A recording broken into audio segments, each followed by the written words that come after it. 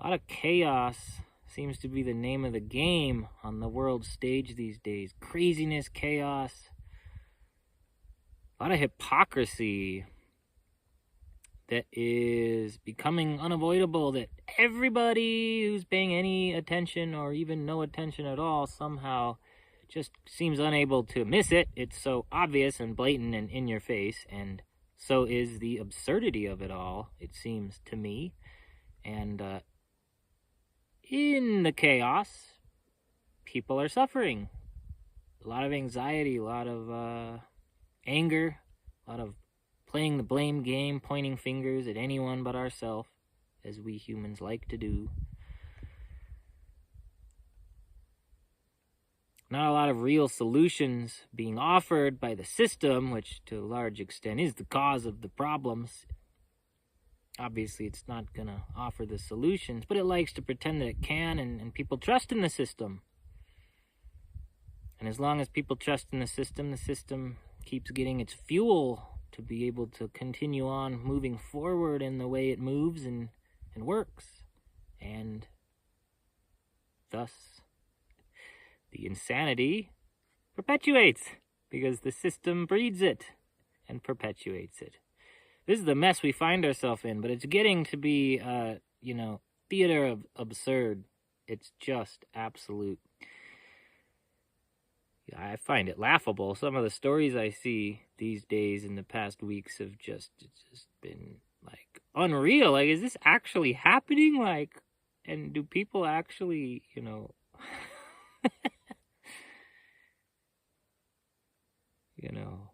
buy any of the charade that's this show is? I don't know. But my name's Jason. Welcome to the channel podcast, Stepping into Light. I like to talk about my spiritual awakening journey, spiritual path, and also the collective human awakening that is taking place in full force on the planet Earth right now. And I think that's what a lot of the increasing energies and intensity and chaos and confusion and all of this buildup, energetic tension, a lot of tension that's causing chaos and craziness. It's because humanity's awakening. And we'll get into that and into some of why this is happening, and also the positive side, and why it's not all bad, despite there being a lot of seemingly, pain and suffering. That's not good, but it has a good purpose. So yeah, a few weeks ago, this really stood out to me. No King's Day protest, massive, millions of people showed up. People are fed up with Trump. They really, deep down, they're fed up with the system, but they think it's Trump they're angry at, or they are angry at Trump, but they don't realize he's just a face for a corrupt system. And what's happening now is the system is cracking, glitches in the matrix, Babylon is falling hard, and but people that are in the left-right paradigm are going to blame the one face of the system. They're going to blame the other party, the other people. They're not going to, in the heat of the moment, they're going to miss that it's the same system that's been doing the same stuff over and over. It's nothing new. It's just a new level of absurd. So they think because it's like this new level of absurd, Orange Man bad. But really, it's system corrupt. So, crazy story. No King's Day protest. Millions of people show up. But it was Trump's response that really surprised me. And I thought nothing gonna surprise me when I read headlines anymore, because they've gotten so crazy these days. But this one blew my mind. So Trump team responds with an AI video of Trump with a crown on his head, mocking the No King Day protesters by painting himself as the king. Funny humor, I guess. But here's the really absurd part. think he was flying in the Air Force One, but he's in his airplane, King Trump, flying in the airplane, dropping poops on the protesters. Yeah, literal human feces poop bombs. Because that is apparently the state of the human consciousness right now being reflected in our leaders. Yeah. Well, I laughed pretty hard when I first read that. I didn't know if that was a real story or if that was a parody, so I had to go check it. No, it was all over the place. It was no parody. This was a real news story. Yeah. Is that crazy? Does he really think people are gonna like him because of this? Or he's gonna lose the only little bit of support he still has from his own supporters? I don't know. They just seem to not just Trump. They seem, the system, it can't seem to hold back its true colors. It's all out, just in your face. This is who and what we are. We're not even hiding it anymore. If someone doesn't like us, we drop poop bombs on them. We throw feces at each other's faces. That's how we solve problems here in America.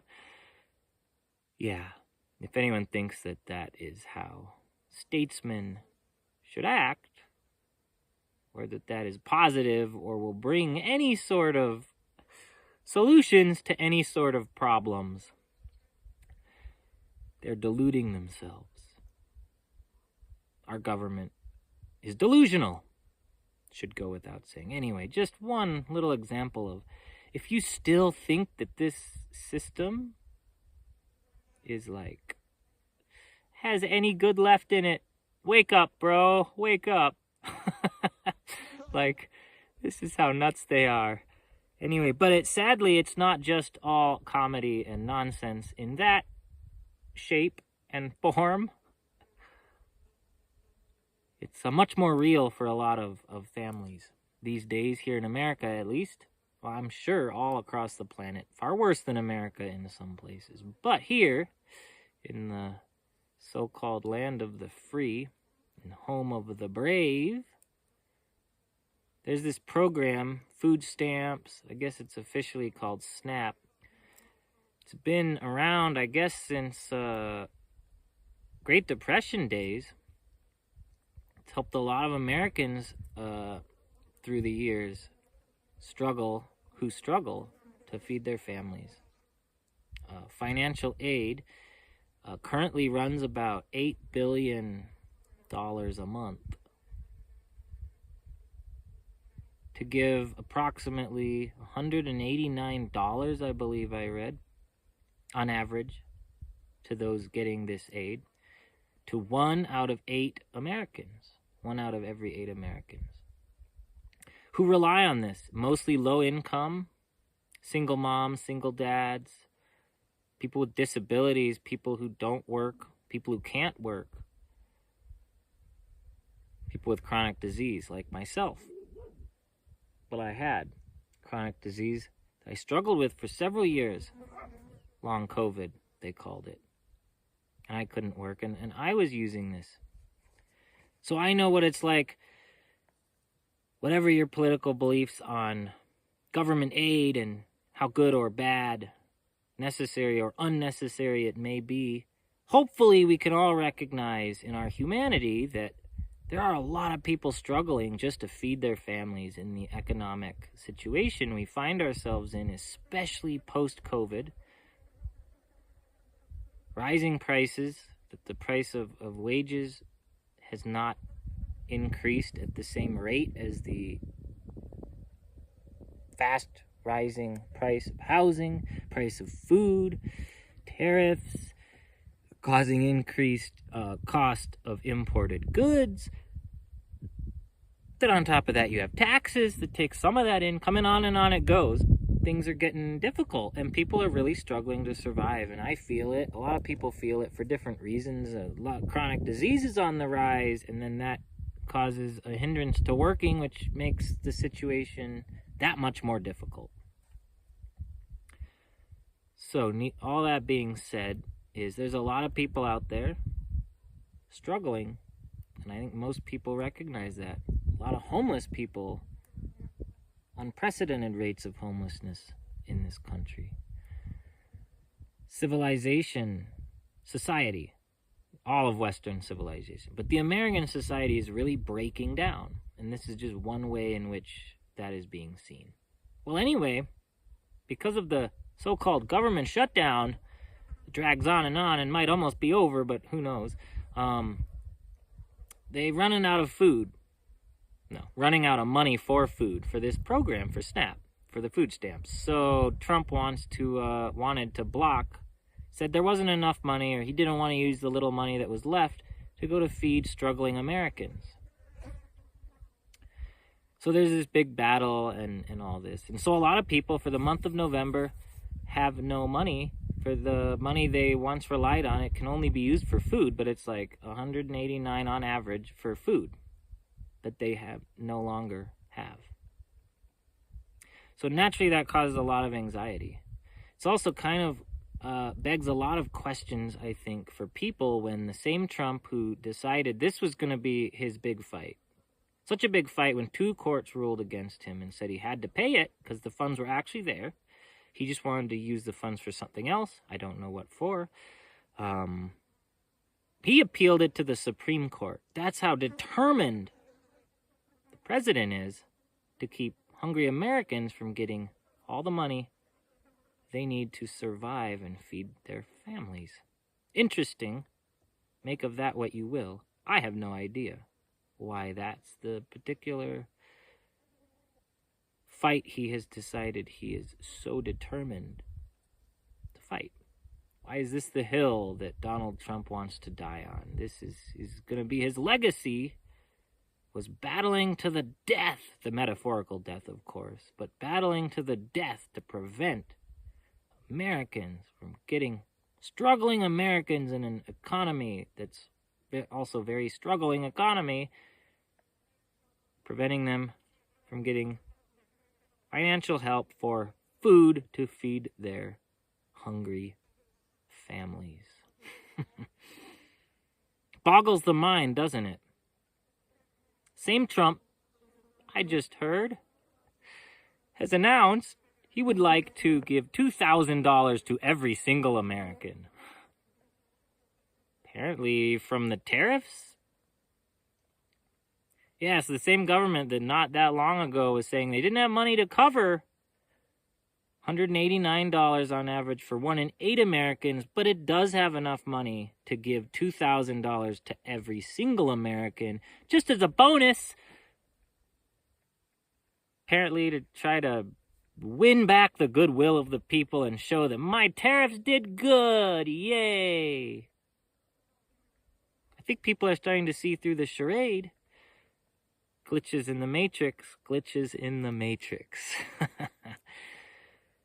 But it's not so nice for the struggling people who are feeling the pain of all this chaos and craziness.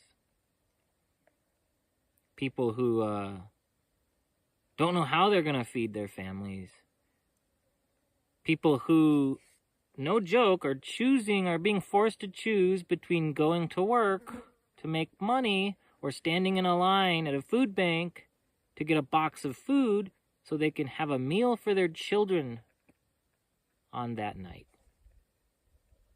Because working doesn't bring food to the table immediately because delayed pay and paychecks and all this stuff. Whereas if I can stand in line today at a food bank, I might be able to get enough food to feed my kids.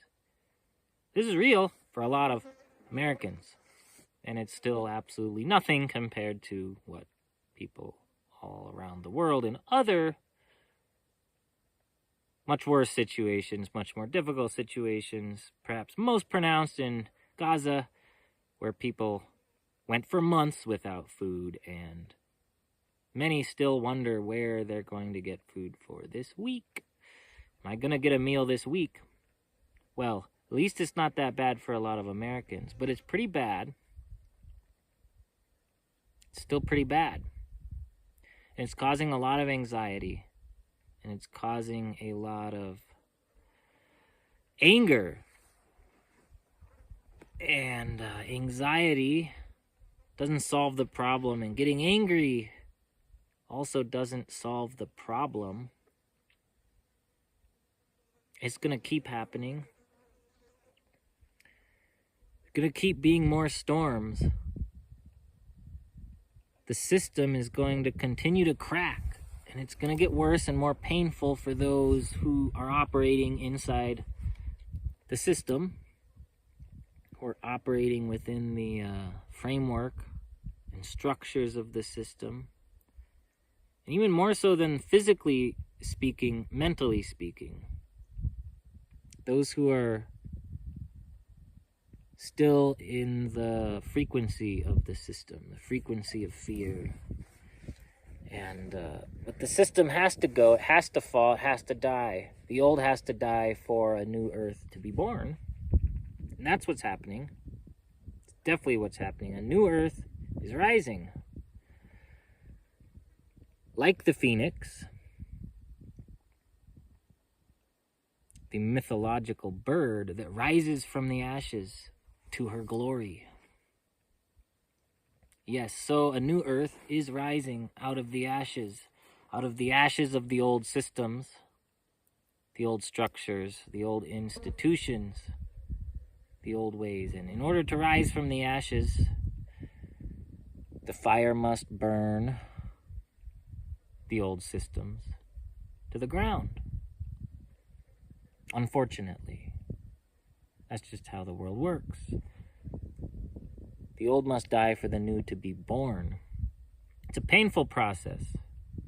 But Jesus actually, Yeshua, he prophesied the coming of the new age, new earth, new age. And in that prophecy, long, long ago, 2,000 some years ago, he likened the signs of the times that would usher in this new age, golden age, new earth. He likened it to the birth pains of a woman in travail, a woman giving birth. What's being born, of course, is the new age, and the pain is all that which naturally occurs during this birthing process. And that's exactly what's happening. That's what's happening. New consciousness of the new earth, of the new age, is being born. And it's a painful process. It's like a butterfly.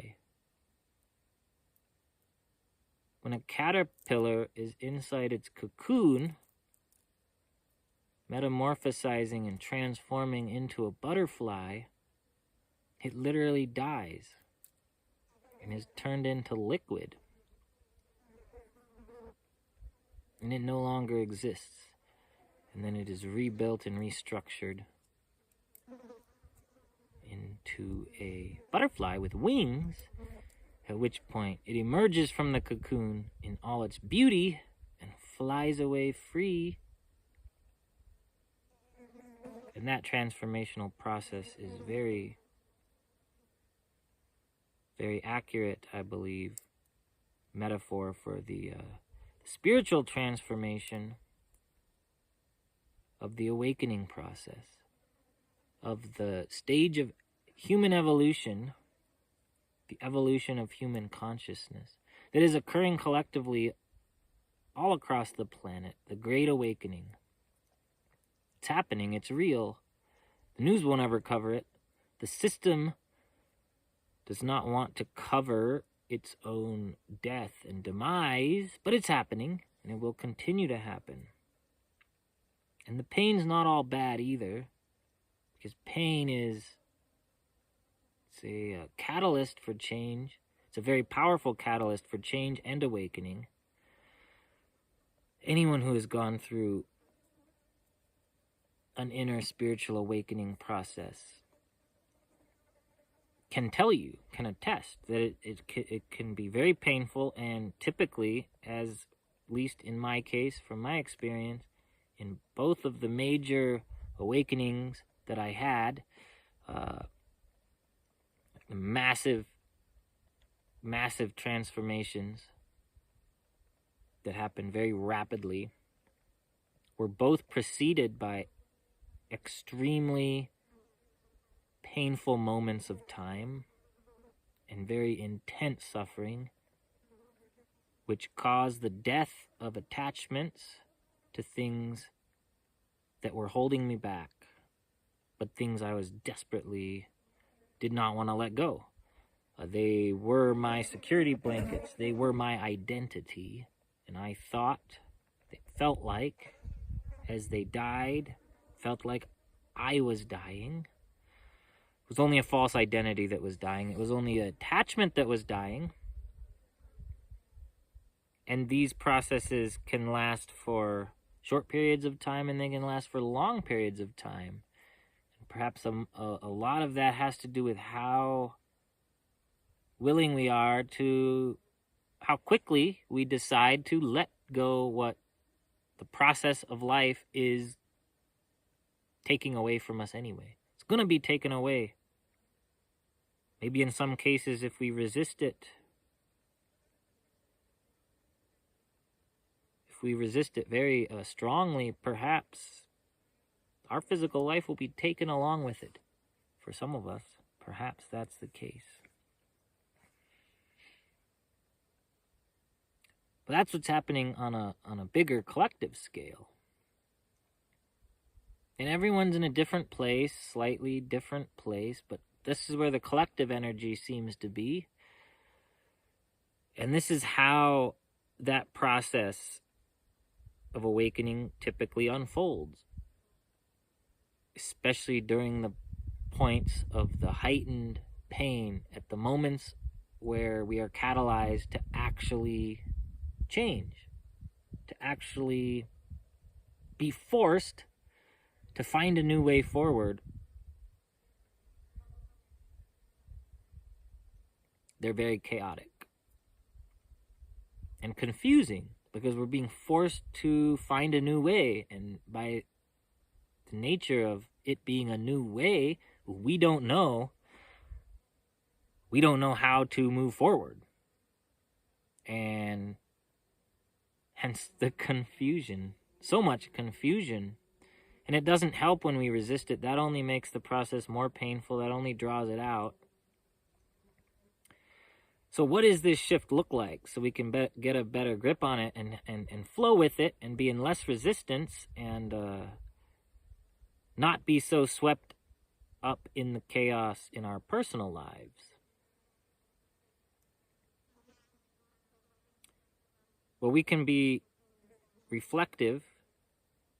We can stop pointing fingers and playing the blame game and start asking ourselves, of all the things that we see as bad and evil or painful on the world stage, or the way it shouldn't be, wrong, whatever word we give to it, we're seeing something that we recognize is off. It's not right. And it's easy to point to the obvious person who looks like they're causing the problem. And in many cases these days, that's going to be Trump in America, or the party that's in power.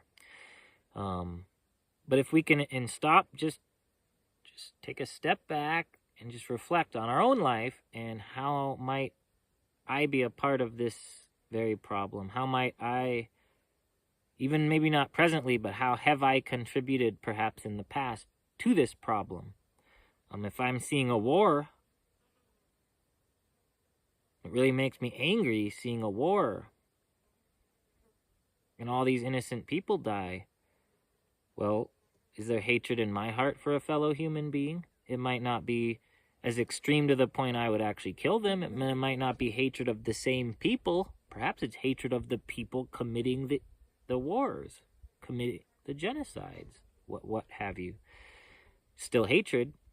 Hatred fuels wars. So we have to look at things like this and see what inside of us might we have that contributes, and at an energetic level. We have to step back and stop looking at it purely physically and look at it from an energetic level. What fuels war? Well, division fuels war. Is there anyone that I am building walls between me and them? But just become conscious of the negative tendencies within us. Become conscious of our own darkness and face it and recognize it and acknowledge it, and then start working on ourselves instead of trying to fix the world. That's perhaps the most important step that most people caught up in the craziness of the world right now can probably take. There's a lot of other steps, but until we realize that we can't help fix the world until we first fix ourselves, we can't change the world without changing ourselves, we're going to get nowhere. So for a lot of people, that's the first and most important step. And it seems like for a lot of humanity, they're still at that point of not even being willing to recognize that I have to change myself. I have to take responsibility for my life. There's also an aspect of letting go, because once we realize we cannot control what is outside of us, we have to just accept it. And that's what's happening. A lot of people, things are out of their control. All the anger in the world at the corruption doesn't get those EBT cards restocked with the money that you were relying on, so you're going to have to find a new way. And yeah, it sucks, I know. But that's just how it is, and you got to come to terms with it, and you got to surrender to it. And until you accept it, you're not going to find the way out.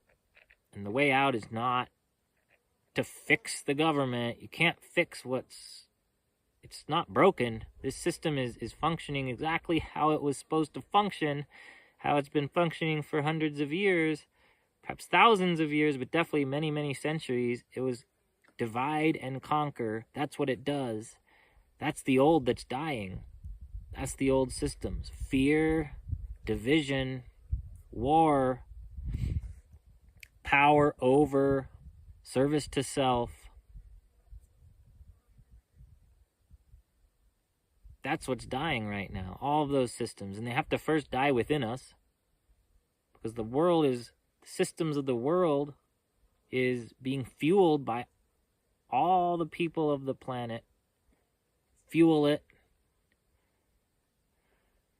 Not everyone, but enough collectively that it functions. And it's up to us to realize and become conscious and aware of how are we fueling systems that we don't actually want to be supporting. And recognizing it, you might say, I don't support that, but do you? Do you pay taxes to it? Do you feed into the fear? Do you get caught up in the division? Playing the two-party game of blaming the Democrats or blaming the Republicans, thinking that your party is somehow better, have all the answers. How's that worked out for you? Do the Democrats fix things? Have the Republicans fixed things? Is humanity free? Same system, different faces. They keep switching back and forth every 2 years, every 4 years. How it goes, it's how they maintain their power over us, humans. And it's not just in America, it expands, and it's a global system, and it's built on fear, and it's built on dividing us against one another. And politics isn't the only way. In times past, it was much more religions. Look at all the wars that have been waged in the name of religion, and the number of people that have been slaughtered because they had the wrong religion. Oh, it's them dirty Muslims. Oh, it's them imperial Christians. No, it's fear and anger and hatred and violence. That's what it is. You got to recognize any of that that's in your own heart, in your own mind, and come to terms with it and figure out how to rise above it. And that's the path. That's the journey. It's what all the masters down the ages have pointed to.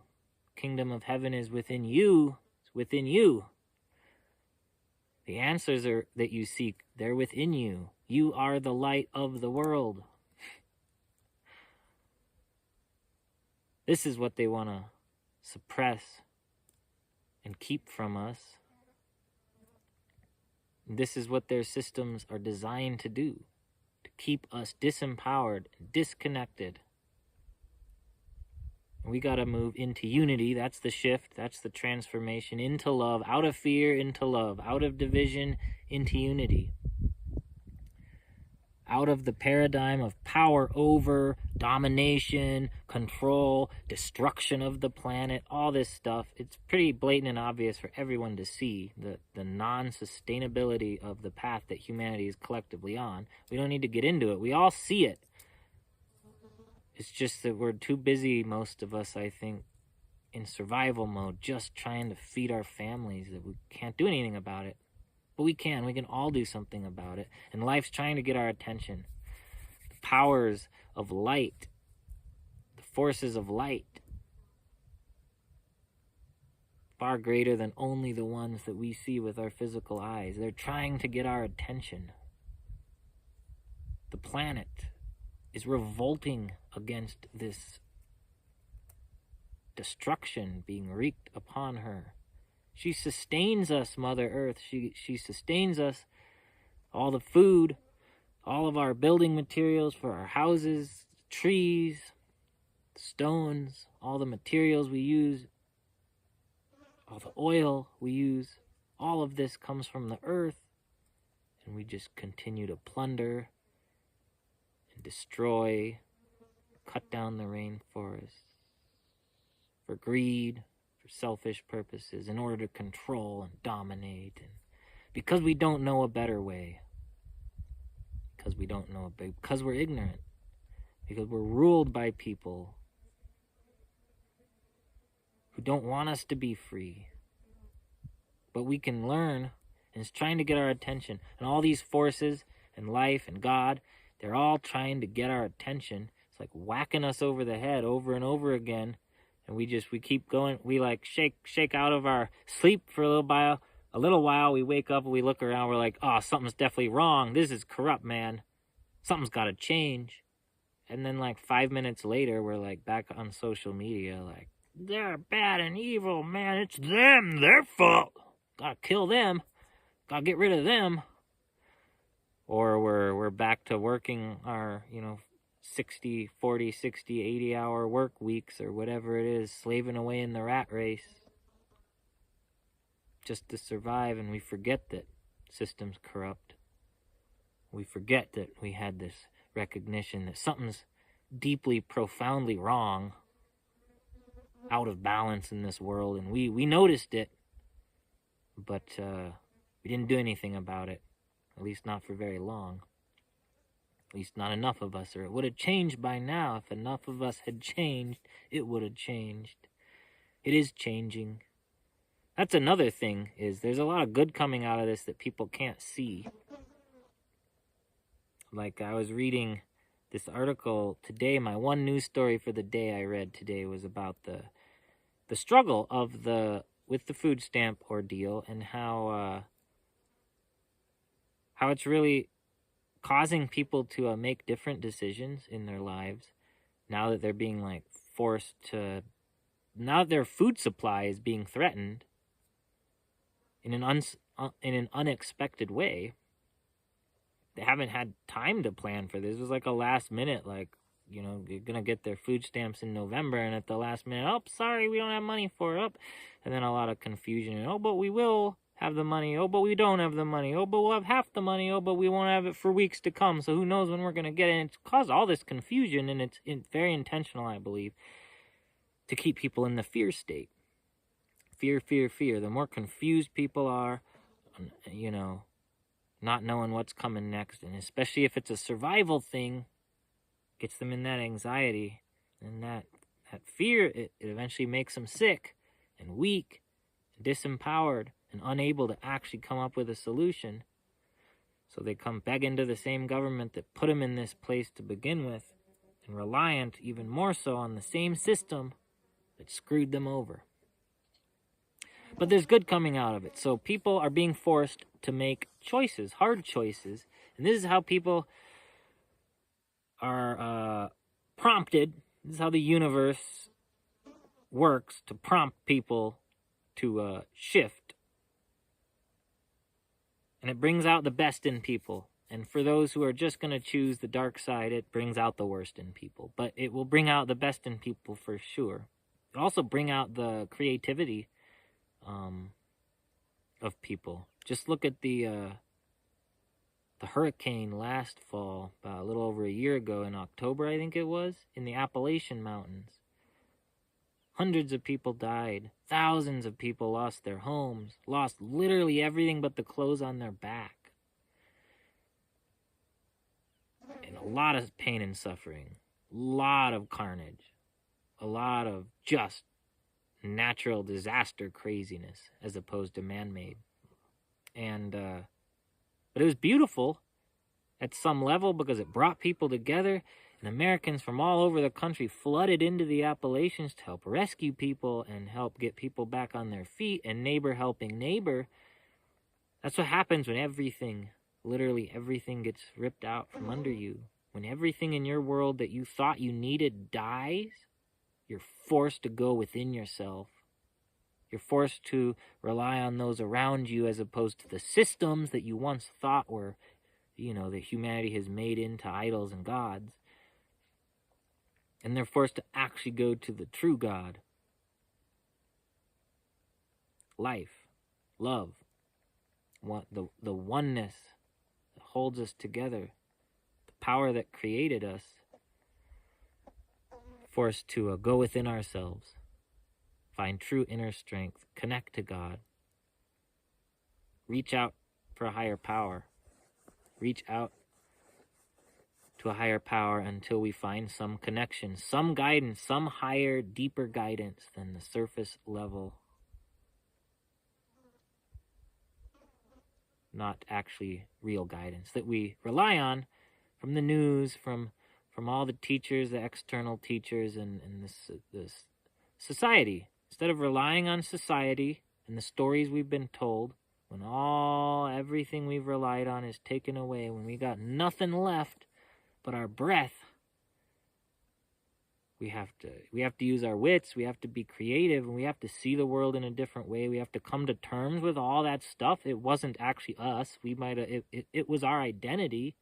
It's gone now, though, and I'm still alive, so maybe that identity wasn't actually who I really am. It forced you to get to know who you really are. And who you really are is far more powerful than someone who's defined by how much money is in your bank, or your relationship status, or your job title, and these sort of your fame. All these sorts of things that society teaches us is who we are and also what matters in life.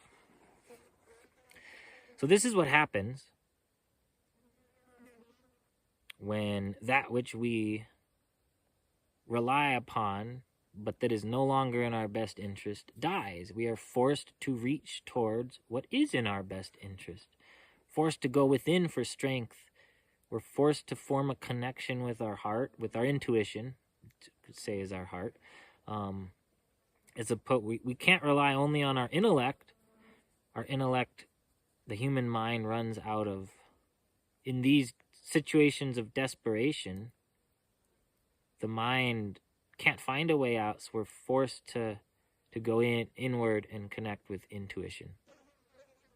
And this is what's happening. This is the bright side that people miss a lot, except for the people that it happens to. It starts to happen to. But if you can be aware of it before, as it's happening, it makes the process a lot, maybe not easier, but it helps. In some sense, it makes it easier in the sense that you can see what's going on makes it far less confusing, less chaotic. Let's put it that way. It might still be just as painful and difficult, but maybe it's not so confusing and chaotic because you can see a little more clearly where it's taking you and what's actually happening. And what's happening is all the forces of the universe are pressuring humanity,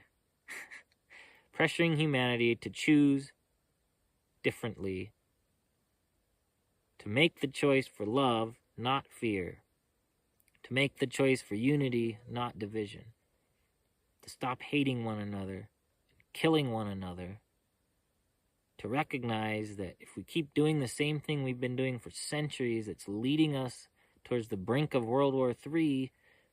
If we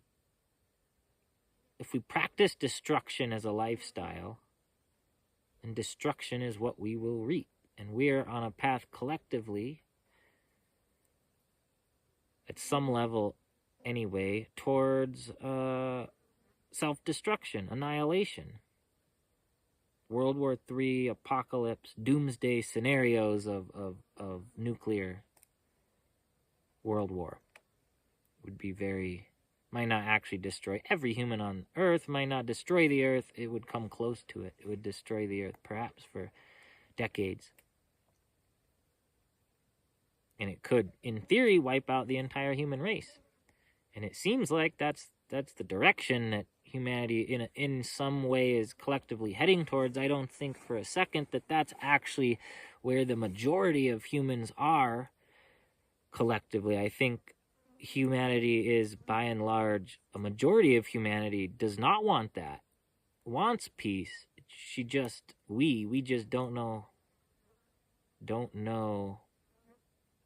how to free ourselves from these patterns and these cycles and these systems that don't care about us and are just leading us into a path of total destruction and slavery. And it's not good for anyone who wants peace and happiness and abundance and equality and all the things that I think deep down, like 99% of us really want. We want peace on earth. We don't want wars. Anyway, so I'm reading these stories. I didn't forget where I was at. I'm reading these stories, this story today, and something stood out to me. There was a lot of struggling that I empathized with, but the choices that people are being forced to make choices. Well, this one woman,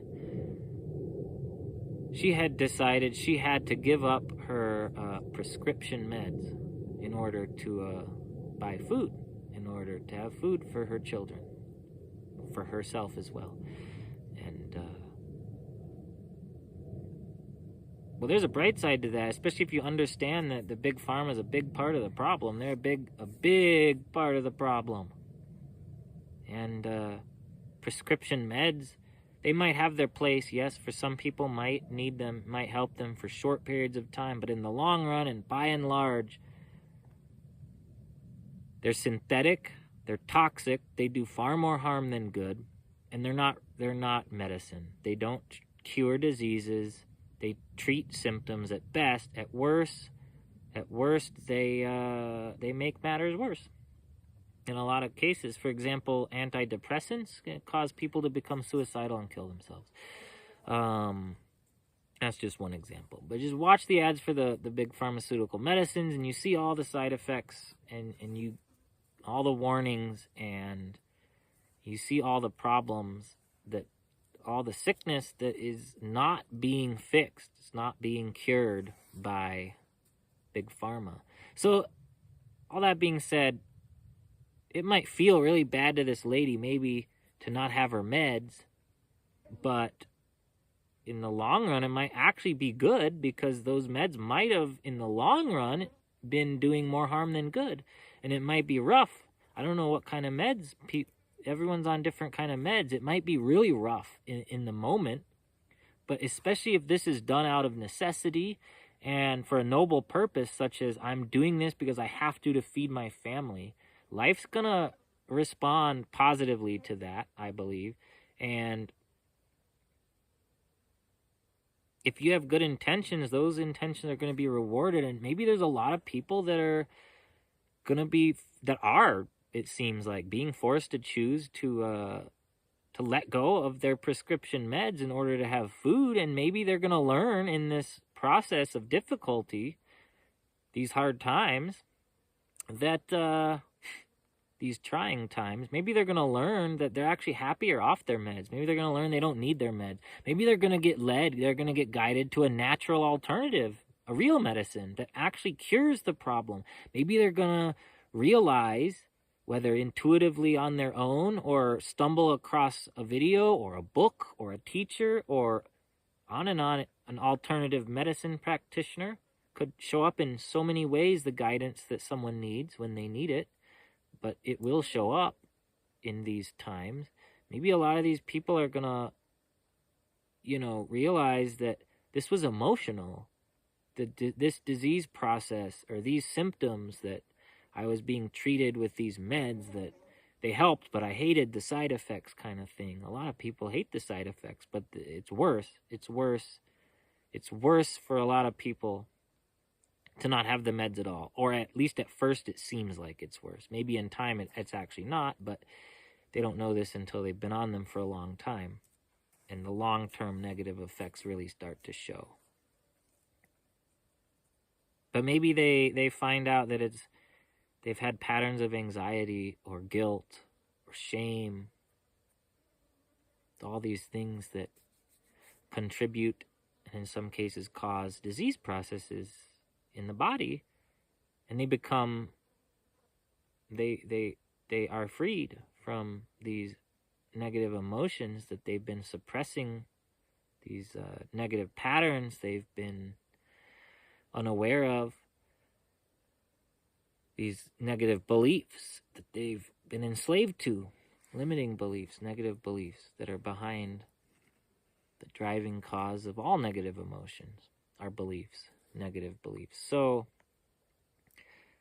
there is definitely a lot of good that's coming with the craziness, not the least of which is the death of the systems that are running humanity into the ground. They're just so destructive. And yeah, it's gonna hurt when they collapse. Babylon's burning, and if you're in Babylon, bro, it's gonna get hot.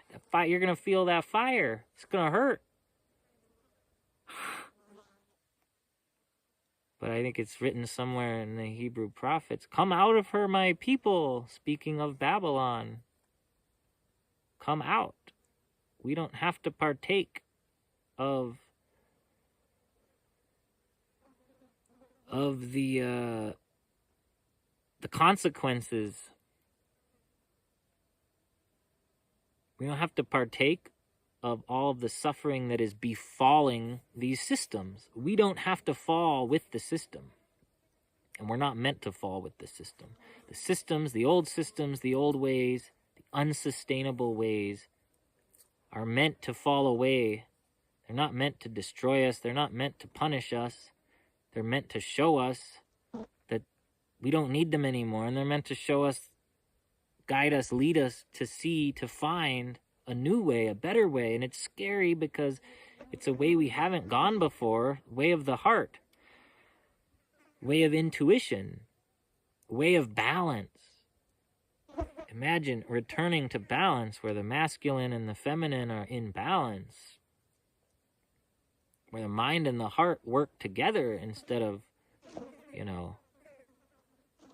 half the day you're run by your mind and half the day you're like run by your emotions, or the evening or whatever it is. There's studies that show this, that like the average American are like, they're locked in like certain hours of the day, they operate in the mind.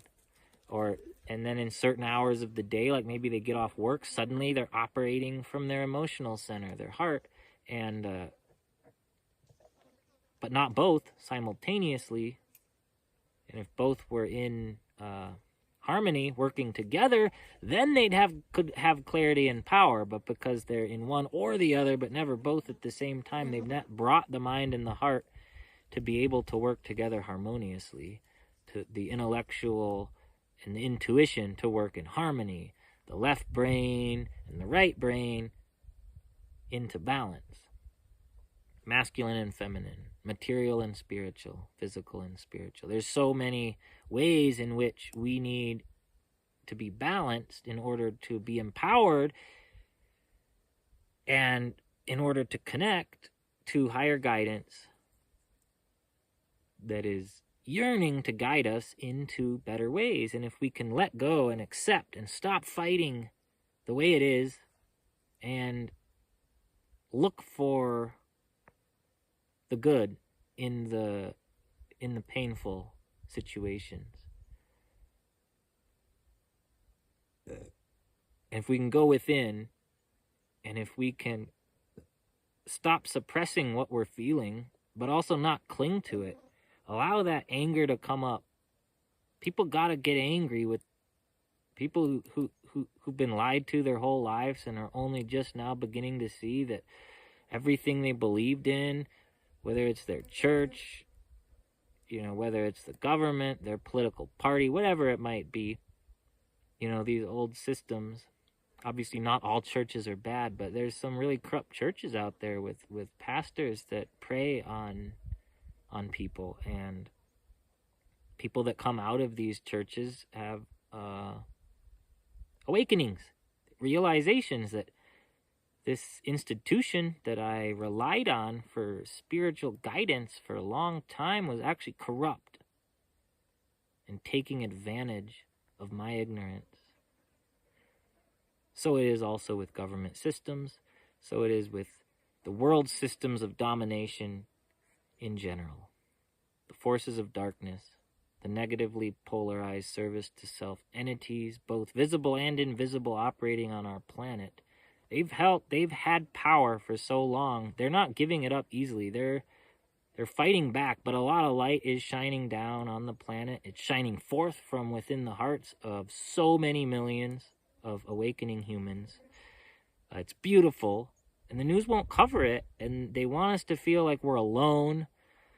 We're not alone. There's so many of us out there who are at various levels of this awakening process where we're seeing through the BS, and we might not be doing it.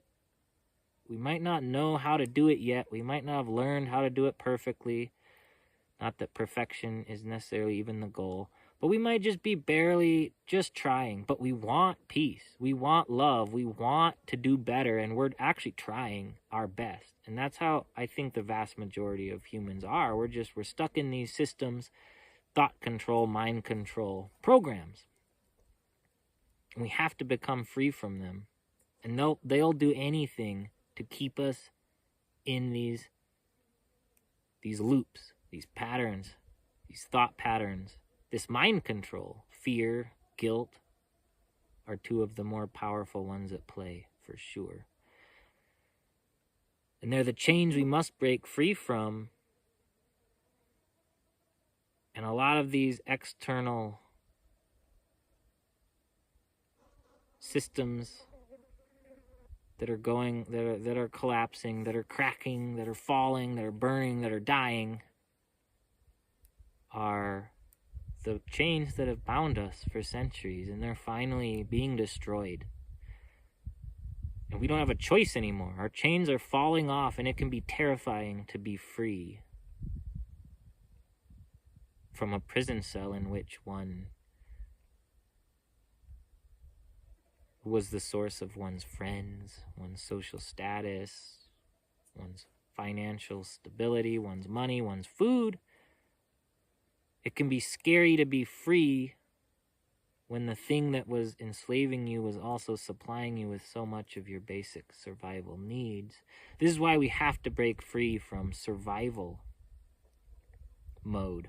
Survival mode is a massive mental program at the very heart of the fear program that we must break free from, and it's incredibly difficult to break free from. Incredibly difficult to break free from. But when everything is taken from you, and then you don't have a choice anymore, you're forced to become free from it. It's like, I was terrified of being homeless. That's part of the survival fear program.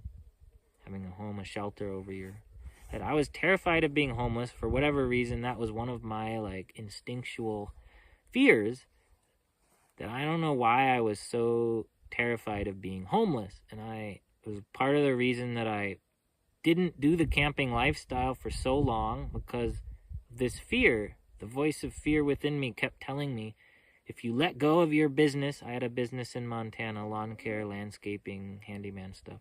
If you let go of your business and sell all your belongings and leave your home, everything you've built for yourself, you probably just end up homeless on the street. Or you might. And that fear of actually that happening was so great that it kept me for a long time without me even knowing that that was the reason. It kept me stuck in a pretty dysfunctional situation, living situation for a while. Fear does that. It keeps us bound to things which are not in our best interest. Well, I still had this fear, but I at least faced it to the degree where I stepped out in faith, took a massive leap of faith, sold everything, pretty much everything, bought camping setup that I'm actually staying in, camping here, not doing it as the lifestyle anymore. It's like a flash back into the past. It's a beautiful spot I'm in, by the way, if you can see. Glare of the sun kind of covers up the beauty of the rocks behind me, but really uniquely beautiful area here in southern Arizona. Anyway, I did all this, did the camping lifestyle, but deep down I was still terrified of being homeless, even though technically I was homeless now, maybe according to the definition. Didn't have a permanent address. I didn't have I'm living in a tent. I mean, I had a wood stove. I had electricity from a solar panel. It was my choice, and it didn't bother me because it was my choice, and it was the basic necessities I had. But I was still terrified of being homeless against my will or in a way that felt truly homeless. I was afraid of being out on the streets. But it happened. Life did it for me, and it felt terrible. And I was homeless, and I was living out of my car. And I was homeless. I had no say in the matter. I was living in Walmart parking lot in my car. I run out of money for gas. I couldn't move. I was stuck in Bozeman, Montana in the fall. And it was getting cold. And I couldn't camp in the campsites anymore. I couldn't do my lifestyle anymore because winter was coming and roads were closing because of snow. I didn't have money to go south. So I was stuck, and I was homeless for 2 weeks. It didn't last very long, but it was amazing how I had no choice in the matter. I would have never chose to do that for more than like a night on a road. Maybe I don't want to, set up my tent, so I'm kind of, it's been a long day, so I just sleep in my car, super uncomfortable. I did do that once, but I didn't feel homeless because I had my tent, and I had money to get to a campsite and set up my home. My tent became my home. It was a nice big tent, teepee tent, kind of yurt. Canvas tent. It was nice for me. It was all right for me. Felt like home after a while, but I had no say in the matter. I had no choice. At this point, I was forced. Life forced me into homelessness, and I was forced to face that fear, and it was awful. It was scary, but I had no choice, so I had to do it. And then it was over just like that. And one night in my car, and I woke up the next morning, and I was like, what was I so terrified of? I'm still alive. I can still go to the library and write on my blog and make videos. And it was like so liberating, so freeing. So that's how life works. If we're not willing to face our fears, life will do it for us if we need to, if it's necessary to move us forward. And collectively, humanity desperately needs to be moved forward out of our destructive patterns of fear and division and war and destruction into love and unity. And that's what's happening. And as painful as it is, it's also beautiful. And it gives also lots of opportunities. Like that same article I read today, unbeknownst to many people, because when people run out of food money, or that becomes super limited and they are struggling now just to put food on their tables, well, they're going to give up their pets. They're going to choose to not feed their pets before they choose to not feed their children. Naturally, as sad as that is. And so pet shelters all across the country in November are being overwhelmed with animals more than they can handle. A lot of them. Makes sense. Totally makes sense. This sort of stuff's going to get worse. It's going to increase. It's going to become more intense. Because humanity is just so stubborn. We won't change. So we're gonna take more storms apparently coming in store for us until we finally decide to actually make serious changes. And every time this happens, COVID was a big one. The COVID event was a massive catalyst. It woke up millions of people. It sparked this whole Great Awakening, like, next level. And it's been like a tumbleweed, just like building momentum ever since then. Is it like a snowball rolling down the mountain, picking up snow, becomes unstoppable. The awakening is an unstoppable force. And there was a lot of bad stuff, hardship, suffering. A lot of good came out of it. A lot of people found they were forced to move, leave behind their entire homes and lifestyles, but they ended up being much happier where they were led to move to. Forced people to withdraw from the system in various ways to avoid getting injections they didn't want to get. It forced them to become more self-sustainable so that the next time, like now, when there's another shuttering of government, of aid, of necessities, they're more prepared. So this is how it works. This is what's happening. The old is dying so that the new earth may rise. But the old earth consciousness, it's dying. It's fallen, and it's got to burn down. Gotta burn down.